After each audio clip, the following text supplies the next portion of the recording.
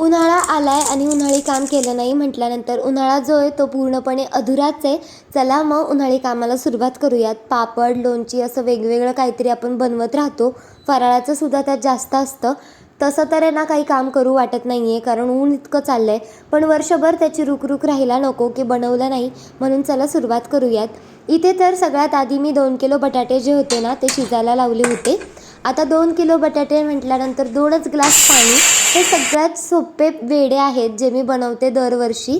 बटाटा आणि साबुदाणे याचे आहेत ते, आणि बनवायला खूप जास्त सोपे आहेत. फक्त 4 इन्ग्रेडियंट्स लागतात ह्याला. सगळ्यात आधी तर भिजवलेला जो साबुदाणा होता तो सुद्धा 2च वाटी होता. तो मी 2 ग्लास पाण्यामध्ये शिजवून घेतला. एक 5 मिनटं.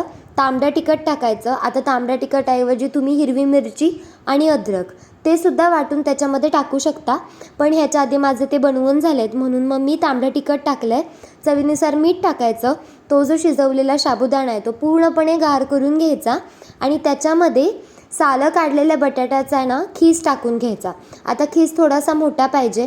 कडकडीत 2 उन्हं घ्यायची त्याला, आणि तळल्यानंतर खूप छान फुलतात हे वेडे बटाट्याचे, आणि त्यानंतर खायला सुद्धा छान लागतात. आवाज बघा.